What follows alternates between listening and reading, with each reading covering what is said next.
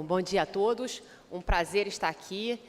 Desde logo agradecer o convite que me foi endereçado pelo professor Rodrigo Mazei, um grande amigo, mas que, de certa forma, me colocou numa situação inusitada. Eu nunca falei sobre esse tema, o tema Direito do Trabalho, terceiro milênio.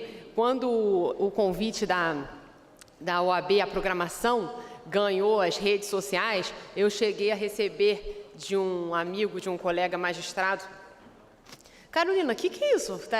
Enveredou para outros caminhos, está holística, direito do trabalho, terceiro milênio? E pode até ser, porque eu sou advogada e agora com a reforma trabalhista, a gente sabe quem advoga na Justiça do Trabalho, doutora Adriana advoga na Justiça do Trabalho, que vai suceder a mim, e a demanda caiu muito, né? Então, a gente tem que procurar outras atividades, né? Artesanatos, atividades de previsão de futuro, leitura de mãos. Então, achei bonito esse tema para iniciar esse novo campo, né, da minha carreira de previsões do futuro. E aí vou compartilhar algumas ideias com os senhores sobre o futuro, o presente voltado para esse futuro, porque afinal de contas já estamos no terceiro milênio, do direito do trabalho, das relações do trabalho. Eu pretendo dividir a minha exposição em dois blocos, um primeiro apresentando para os senhores os marcos desse terceiro milênio e nos contratos, nas relações de trabalho. E já adianto os dois grandes marcos, a globalização e a tecnologia, e um segundo momento, trazendo os paradigmas do que eu imagino que sejam os paradigmas do terceiro milênio do direito do trabalho. Então, começando, né, me parece que realmente a globalização e a tecnologia, elas têm implementado o que alguns autores vêm chamando de quarta revolução industrial. A gente começou, né, na descoberta da máquina do vapor e seguimos a eletricidade e seguimos o eletrônico, os meios eletrônicos, esse mundo, para passar para esse mundo hoje totalmente digital. Não somos mais seres analógicos, somos seres digitais. Antes de subir para dar palestra, já combinei com a professora Adriana para ela tirar foto para eu postar no Facebook, no Instagram. Aliás, eu devia ter trazido, né, o tema sendo direito de trabalho terceiro milênio, no mínimo uma apresentação do PowerPoint, se não um holograma, um robô que viesse adiantar a minha fala, uma coisa moderna. Quando eu cheguei aqui, quando me perguntaram se eu tinha apresentação, me senti um rato, né? Falei, pô, a pessoa vai falar do terceiro milênio e não tem um troço saindo lasers para a plateia. Infelizmente, nem me toquei num negócio desse. Agora que eu vou enveredar para esse ramo, nas minhas próximas palestras, eu já vou preparar um slideshow para poder ficar mais tecnológico ainda. Mas se eu tivesse um slideshow, o primeiro grande ponto, né, seria a questão da tecnologia. Vejam, senhores, a gente está falando... e eu li recentemente um livro, Os Robôs Vão Roubar o Nosso Trabalho. Aliás, ontem no primeiro caderno do Globo, tinha uma matéria até 2021, ou seja, ainda nesse primeiro quarto do terceiro milênio, cerca de 4,6 milhões de empregos vão ser substituídos por robôs. Ou seja, não está fácil para ninguém, nem para os advogados trabalhistas, nem para os trabalhadores.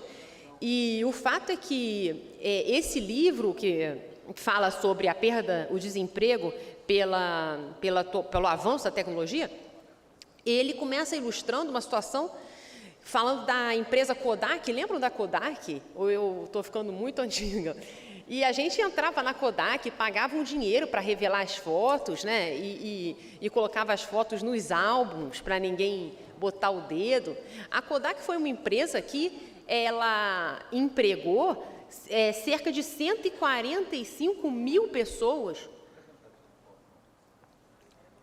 E hoje, simplesmente, a nossa realidade é que 2 bilhões de pessoas possuem máquina digital. Então, o que aconteceu com a Kodak? Desapareceu. E hoje, esse livro, A Era das... esse livro, como é que é? Os robôs vão roubar o seu trabalho, aponta que, vejam, 16 bilhões de fotos são postadas por dia no Instagram. Instagram, empresa que com 15 anos de existência, foi comprada pelo Facebook. Facebook hoje é uma das empresas de maior grandiosidade mundial, ao lado da antiga Kodak, que empregou 140 mil pessoas. Quantos funcionários os senhores pensam que o Facebook possui? Menos de 5 mil funcionários, 4.600 e tantos funcionários, 1.000 e pouquinhos engenheiros para fazer essa tecnologia toda. Então, a questão é que, ao lado da tecnologia, ainda nós vivenciamos, com uma enorme voracidade, um fenômeno cada vez mais agressivo de estreitamento de distâncias, que é a globalização. Então, juntando a tecnologia com a globalização, a notícia que eu tenho a dar para os senhores, em termos de quem é trabalhador, é que não é muito feliz, é que todo mundo que se acha absolutamente insubstituível e especial vai se tornar, ou se é que já não é, completamente obsoleto. O fato é que, enquanto a gente está aqui, milhões de algoritmos estão sendo criados para fazer exatamente tudo o que a gente faz, melhor e muito mais barato. E nesse cenário, abrem dois grandes times, né? O time do bem e um time mais pessimista. Dizem que o otimismo não resolve a vida, mas o pessimismo ele funciona bem também. Se você começa a pensar a tragédia, costuma acontecer. Então, a gente vai fazer eu pretendo extrair as perspectivas boas dessa história toda. E aí o fato é que, no meio dessa tecnologia disruptiva dos contratos de trabalho, plataformas digitais, subordinação por algoritmos, nós temos um time que acredita que a vida vai se recriar. Não está passando eu fui ver com meu filho aquele filme, o Jurassic Park 4, A Vida Encontra um Meio, que a vida vai encontrar um meio, já que tem muita tecnologia, as pessoas vão ter uma maior demanda, vai ter um maior crescimento e, portanto, uma maior demanda de consumo e, portanto, uma maior demanda de trabalho. E aí, portanto, a tecnologia não vai roubar o emprego de ninguém. Esse é um time otimista, o time low profile. Ao passo que tem um outro time, que eu não chamo de pessimista, mas não pode se negar, o realismo. Ou seja, o fato é que os empregos tendem a desaparecer sim. Isso foi uma previsão. Em 1930, Keynes já falava disso, que a automação iria levar a uma permanente retirada das pessoas do mercado de trabalho.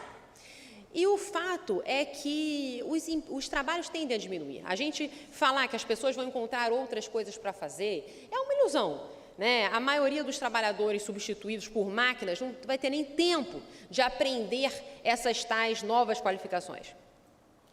E o mundo, a gente foi criado num ambiente para a nossa educação é voltada da Revolução Industrial, ou seja, a gente é criado para a gente aprende uma forma operária de si. A gente tem a ideia de que o emprego é a grande fonte de dignificação da existência humana. Então, é muito difícil alterar esse mindset, perceber novos caminhos. De fato, me parece que esse segundo time, né, que enxerga com maior realidade a ameaça à concepção de emprego que nós temos hoje, pela globalização e pela tecnologia, é um time mais pé no chão, um time mais real. Né? Nós temos uma Constituição de 30 anos, esse evento uma homenagem a essa estabilidade institucional, a essa estabilidade econômica. Muitos daqui são da mesma época que eu, que vivemos a hiperinflação. Nós temos uma história aí de 30 anos de uma significativa inclusão social, apesar de hoje o cenário estar ruim. Essa onda histórica de 30 anos da Constituição revela um filme melhor do que o retrato atual.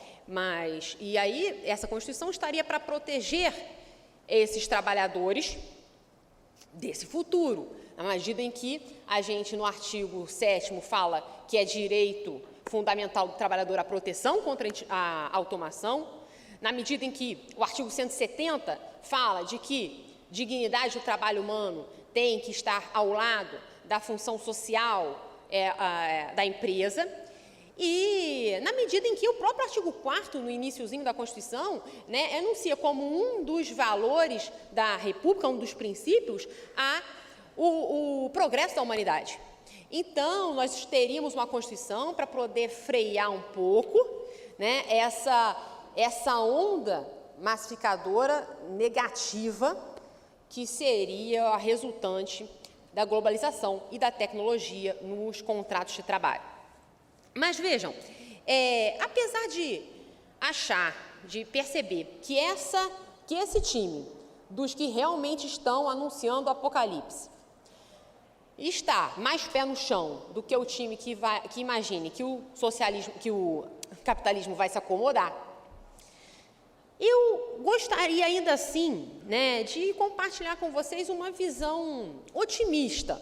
Eu acho que outro dia, a tecnologia serve muito para isso também, A gente recebe bom dia de pessoas que nunca nos dariam bom dia se a vida não fosse digital, E aí, hoje mesmo eu recebi um bom dia lindo, assim, de uma pessoa que eu nem conheço direito, falando o que falava, negócio bem, essas bobeiras que a gente recebe de bom dia, mas falava, a vida não é esperar, como é que é? A vida não é esperar a tempestade passar, é saber dançar na chuva. Achei bonito isso. Então, são coisas que a tecnologia proporciona, Você saber o que o outro está comendo, que o outro quer te dar o bom dia da tempestade, que vai passar dançando conforme a chuva. Então, assim, eu queria trazer mais essa vibe da vida aprender a dançar na chuva. E aí, encarando essa realidade, meus amigos, o que eu refleti e que compartilho com os senhores? Que anunciam-se 3 novos paradigmas para o terceiro milênio no direito do trabalho. Quais são esses paradigmas? Vou falar logo, porque eu fico ansiosa com esse negócio de quando a pessoa anuncia e não fala. Então, os 3 são os seguintes. Primeiro, uma nova visão do protecionismo. O segundo, a queda do emprego e a ascensão do trabalho. E o terceiro, as novas formas de solução de conflitos entre capital e trabalho. Mas, agora que já falei o que é, para ninguém, a pessoa quiser também comprar um livro lá fora e voltar, depois a gente vai falar mais ou menos sobre isso, até o final. O primeiro paradigma, que é uma releitura do protecionismo, é o seguinte: tem uma perspectiva individual e uma perspectiva coletiva. Ou seja, temos que pensar formas mais includentes de um trabalho qualificado, ao invés de ficar todo mundo preso àquela conversa de que o trabalhador é um coitadinho e ele precisa ser protegido a qualquer preço pelo Estado. Não tem mais cabimento, porque isso nos levou a quê? 50% dos trabalhadores que, de fato, precisam dessa proteção estão excluídos, estão no contrato informal. Os outros 50%, que são super qualificados, muitas vezes não querem ser contratados pela CLT.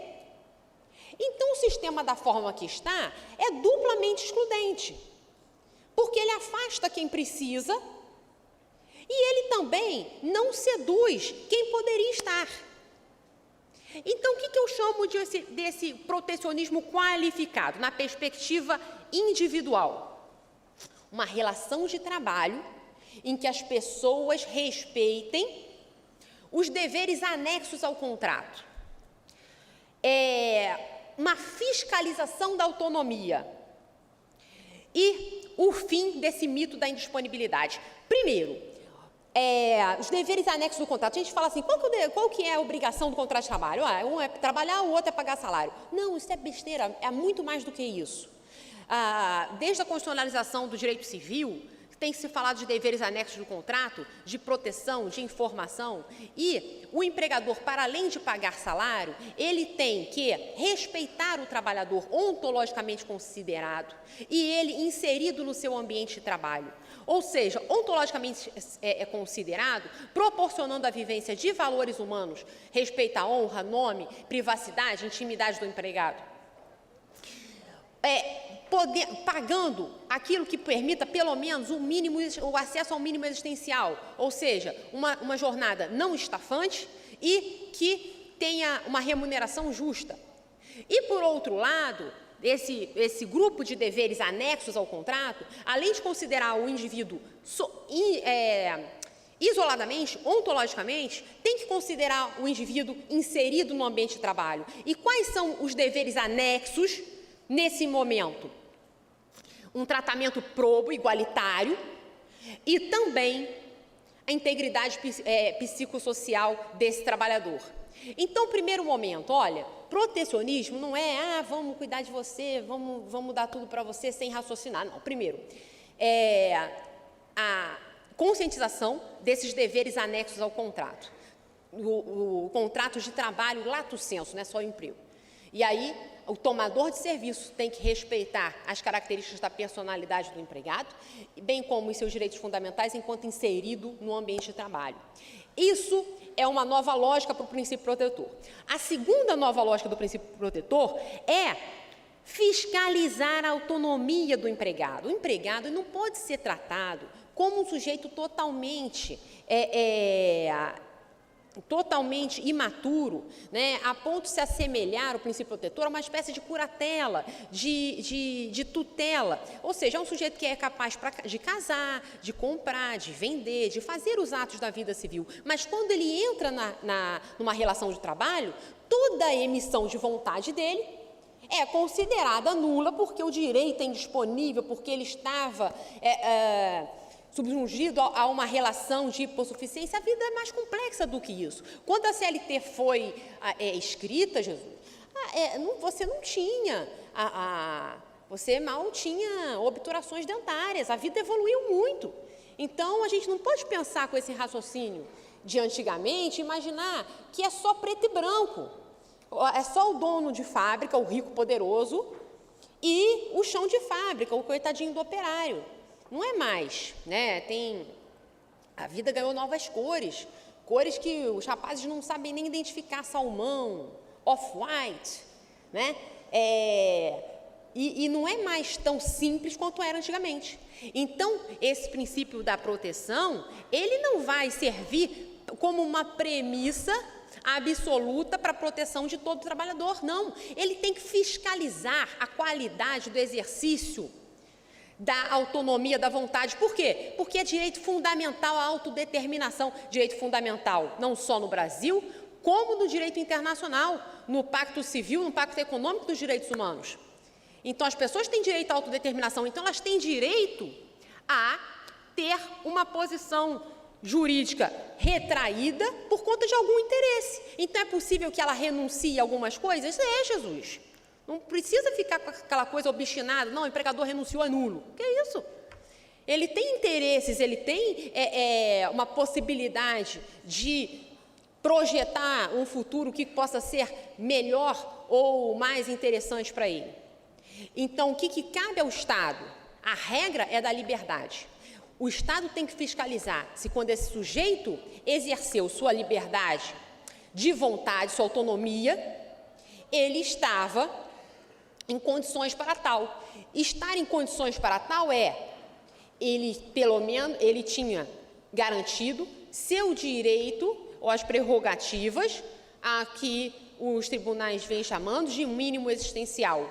Um conceito que vem construído desde a doutrina alemã e hoje ocupa praticamente todos os espaços. Se ele tiver, né, no uso das suas razões, Não há porquê eu considerar nulo qualquer pacto do trabalhador, senão a massa trabalhadora nunca vai se sentir madura, respeitada, reconhecida. A autodeterminação é um direito a ser exercido nesse terceiro milênio, um direito caro a ser exercido. E, finalmente, o fim do mito da indisponibilidade, que é exatamente um pouco implicado nisso, né? Ou seja, o empregado realmente não pode renunciar? Me parece, os direitos da personalidade, que estão elencados no artigo 10, no artigo 11 do Código Civil, que dá aquela colinha lá de direitos da personalidade, que lhe garantem a tomada de decisões com autonomia qualificada. E a reforma trabalhista também deu uma boa dica, que é o artigo 611, letra B, da CLT, que lista aquilo que não pode ser negociado nem coletivamente. Então, essa é a nova visão de um princípio protetor aplicado às relações de trabalho. Me parece esse ser um primeiro paradigma do direito do trabalho do terceiro milênio, um princípio protetor renovado. O segundo paradigma do direito do trabalho do terceiro milênio, ainda do princípio protetor, eu falei de uma perspectiva social, mas lembrem que eu acho que ainda vale a pena a gente considerar uma perspectiva social também do arrefecimento desse princípio protetor. O que seria isso? Eu estou falando da doutrina, principalmente europeia, de flex security, ou seja, de uma preocupação que vem sendo demonstrada, principalmente nas relações de trabalho dos países membros da União Europeia, de regulamentação e de proteção para além do empregado-empregador. Ou seja, esse protecionismo, ao mesmo passo que ele vai se retrair na relação individual, porque ele vai ser interpretado de uma forma mais razoável, mais aderente à realidade. Num espaço, quer dizer, ele em profundidade, ele retrai, mas ele, em horizontalidade, ele se expande para abranger outras relações de trabalho, ou seja, para sair daquela mesmice empregado-empregador.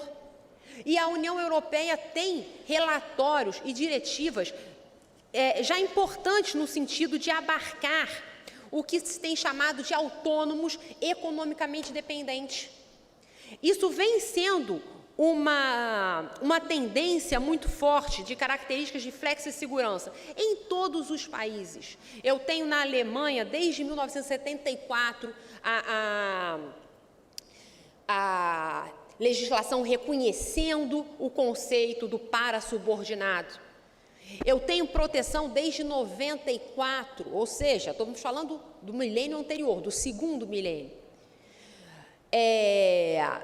Reconhecendo a fragilidade desse autônomo, chamado autônomo economicamente dependente. Na França, que é um direito de trabalho clássico, tradicional, também desde a década de 90, foi inserido um artigo para falar, olha, se tiver uma relação de trabalho, não vamos mais presumir que ela seja de emprego, como acontece no direito brasileiro. Não existe mais essa presunção de que o emprego é o filé mignon da relação de trabalho. Então, isso vem sendo, na Espanha, a gente teve em 2007 uma reforma, a Lei 20, que não só reconheceu esse trabalhador autônomo, economicamente dependente, como regulamentou profundamente os seus direitos e garantias. Falou, olha, o princípio protetor, ele não está a postos só para quem consegue ter a carteira de trabalho assinada. Não. Esse reconhecimento de direitos fundamentais, de garantias mínimas, de descanso mínimo, né, de uma responsabilidade do tomador que não é empregador, de proteção à saúde, à segurança da tomada de trabalho. Isso tudo foi reconhecido em 2007 na Lei 20 espanhola, que trouxe a característica do autônomo subordinado. Então, vejam, ao mesmo tempo que imagino que esse protecionismo tem que cair na real para tratar o trabalhador como uma pessoa normal e não como um completo debilitado perante a sociedade, ele também tem que se expandir para abarcar os outros trabalhadores. Porque a gente é muito 880, a gente perdeu uma grande oportunidade com a reforma, porque a CLT se manteve, apesar de ser uma modernização, se manteve naquela coisa, ou você é empregado, ou não queremos saber de você. E a grande maioria dos trabalhadores, 35% da mão de obra do Brasil, está no não queremos saber de você. Bom, então, o princípio protetor projetado socialmente, ele também ganha essa perspectiva de modernidade, digamos assim, de toque pelo terceiro, do que eu chamaria de um novo direito do trabalho. Muito bem, agora sim, o segundo paradigma. Qual que é o segundo paradigma? Não vai ter mais emprego, tá, gente? Isso aí é uma coisa que quem é que ia imaginar que advogado trabalhista ia ficar sem emprego? O negócio aconteceu assim. A gente está o quê? Desesperado. Qual que é a situação? Não tem ação para propor. Então, assim, era maluca a justiça? Era. O pessoal não tinha risco nenhum? Não tinha risco nenhum. Assim, mas essa maluquice pagou muitas contas lá de casa. E deve ter pago de vocês também. E agora não tem mais. E é do dia para a noite, não é uma questão de previsão, de evidência. É realmente uma realidade fática.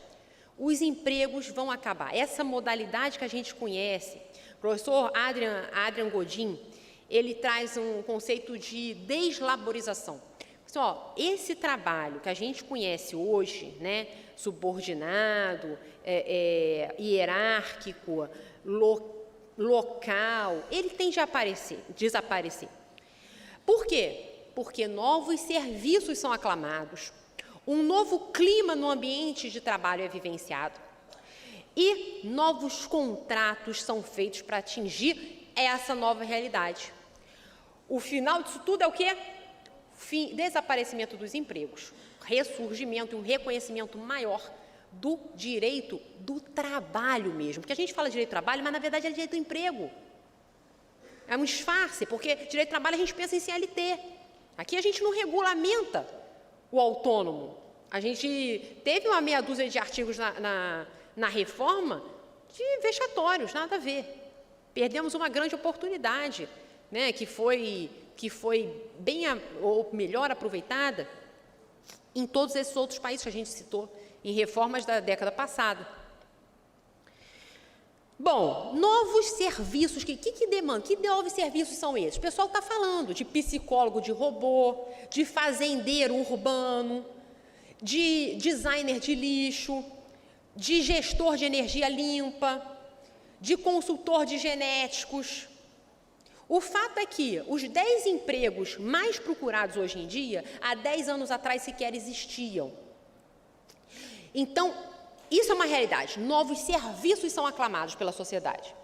Uma outra realidade é o clima do trabalho. Essa permissão, senhor chefe, eu posso ir no banheiro? Isso está em desuso demais. As pessoas têm falado, têm trabalhado mais com cooperação, com tutorias, com objetivos acordados, com responsabilidade, com liberdade de escolha. Não estou falando só das startups, dos jovens, eu estou falando de empresas sobreviventes. Não dá também para falar da Kodak, porque o povo está tirando foto direto sem Kodak. E é nesse cenário que surgem os novos contratos. Que contratos? Os contratos que a CLT deu um tapinha para falar um pouquinho, né? O tal do intermitente, o autônomo, o teletrabalhador. Mas é para dizer que hoje não é mais o tudo ou nada, não é só contratos de emprego ou as trevas. Na verdade, existe um meio termo. O teletrabalho, que a gente agora veio regulamentar muito mal e muito primitivamente, né? Ele tem regulamentação do direito americano desde 1800, olha a vergonha, desde 1800, que o pessoal, na Colômbia, vamos falar de uma coisa mais desenvolvida que a gente, na Colômbia, Desde 2008, você tem lei de teletrabalho. Né? No Chile, desde 2002, você tem lei de teletrabalho, falando sobre a privacidade do empregador, questões modernas que o legislador brasileiro não conseguiu alcançar na reforma.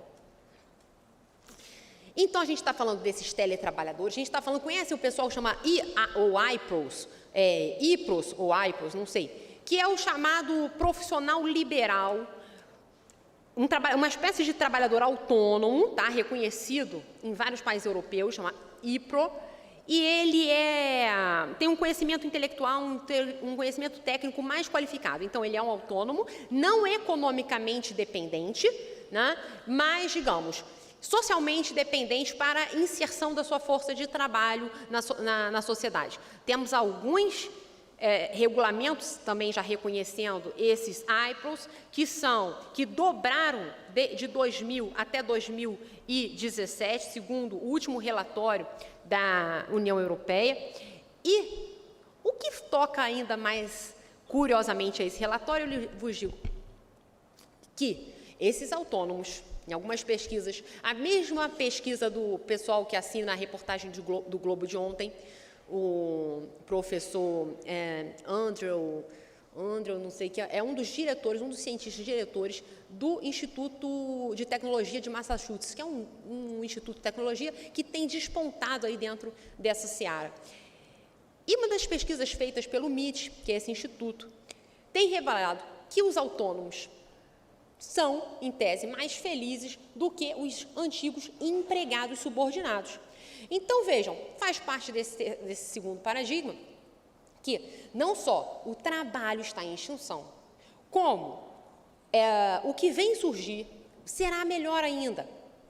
Né? O trabalho já poderia até ter acabado, para falar a verdade. Eu até fico um pouco constrangida de falar mal do trabalho, porque é uma questão tão enraizada, né, na sociedade, que a pessoa que fala mal do trabalho, a pessoa logo já pensa, pô, é vagabunda, é maconheira, fica assistindo televisão o dia inteiro, não faz nada.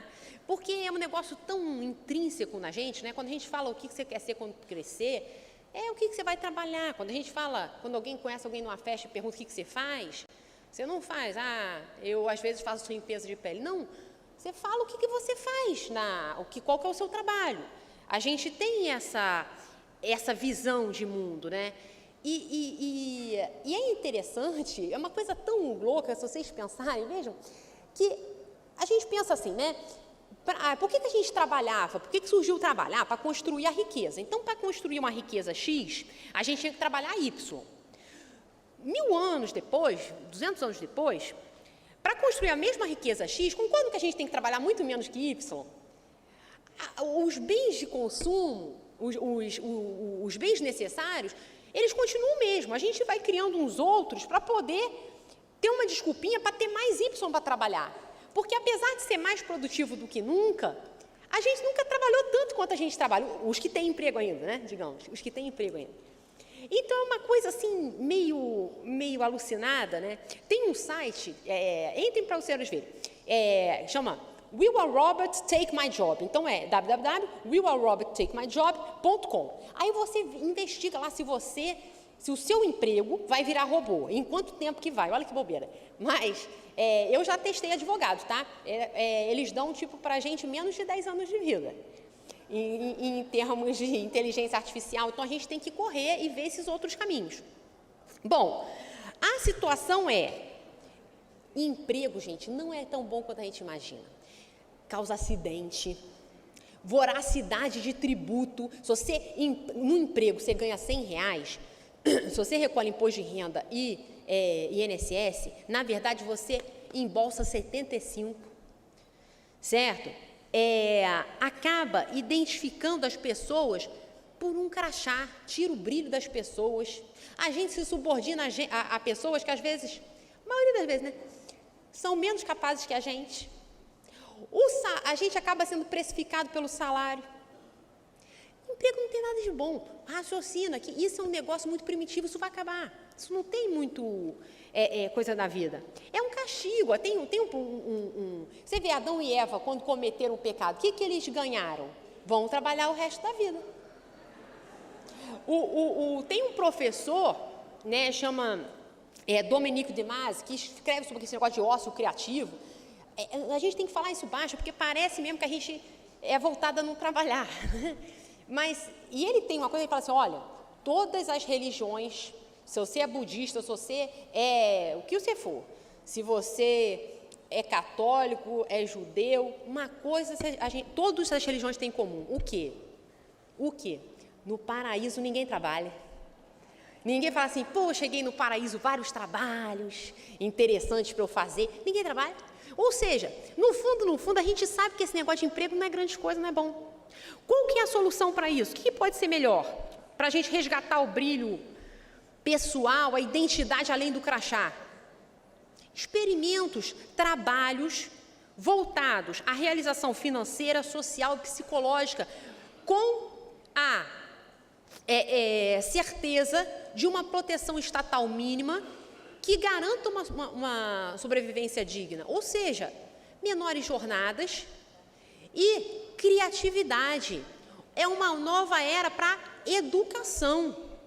Porque quem não enganchar nisso, nessa onda, vai tomar capote dela. Não tem como surfar. Ou você entende e se reinventa, né, como é o desafio dos advogados trabalhistas de hoje, né, de consultorias, de novos arranjos contratuais, né, de soluções alternativas de conflitos, ou você tende a desaparecer. E vai ser a última vez que a gente vai se encontrar. E aí, eu parto para a última questão, que é a questão das formas de solução de conflitos. Isso também, eu imagino que a Justiça do Trabalho, ela está aí, coitadinha, tentando sobreviver né, o povo, quem está, vai ficar, mas eu acho que também não tem muito mais gente para entrar. Isso é uma coisa meio louca mesmo, você ter um único canal para a solução de conflitos trabalhistas. E eu acredito que a negociação coletiva e as formas conciliatórias, elas sejam muito mais avançadas para uma solução confortável, seja para os trabalhadores, seja para as empresas. A crise da justiça, do judiciário como única porta, ela não é de hoje. Você tem desde 1950, o professor Calamandrei já organizava um seminário chamado A Crise da Justiça. No ano que eu nasci, em 79, você tem o trabalho do professor Capelletti, trazendo as ondas de acesso à justiça, denunciando os problemas da justiça no mundo, né?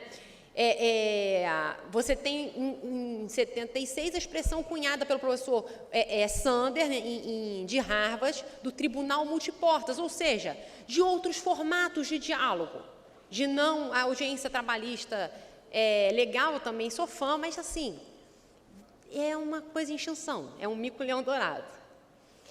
E eu deixo essas reflexões para os senhores.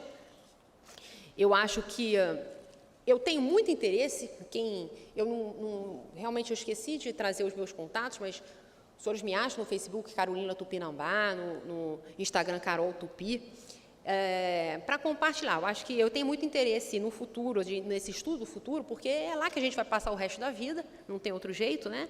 E a gente tem que correr, porque se a gente não correr, o futuro daqui a pouco vai ser ontem.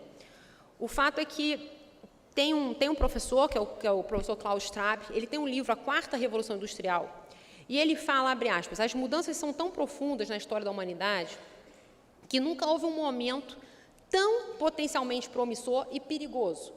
Eu acho que o avanço a esse futuro pode ser justamente um resgate de valores do passado, de valores que ilustram um pouco da minha crença menos apocalíptica, né? De valores de Aristóteles, quando a gente busca a virtude da felicidade, de valores do professor Rawls, quando a gente busca a justiça, ou seja, e aí, quando a gente fala em tanta tecnologia, ainda confiar um pouco na sensibilidade, nas tratativas, nos arranjos de trabalho, que vem observando melhor, que vem se colocando no ambiente social espontaneamente. E não imaginando que só pode ser lido com a lupa da CLT. Eu acho que isso é um grande equívoco. Bom, senhores, eu gosto do autor Fernando Sabino, e ele tem aquela aquela máxima, né, de que no final tudo termina bem, se ainda não está bem, é porque ainda não terminou. Eu acredito que o novo direito do trabalho é um direito do trabalho mais inclusivo, pode ser mais inclusivo, mais preocupado socialmente e que pode nos realizar melhor enquanto trabalhadores inseridos nessa relação, nas grandes relações de trabalho, seja tomando trabalho, seja aproveitando, repartindo, como prestando e criando trabalho para alteração da realidade social. Eu agradeço muito o convite novamente e aos senhores que me assistiram com tanto carinho e atenção e deixo meus contatos para futuros conversas. Muito obrigada.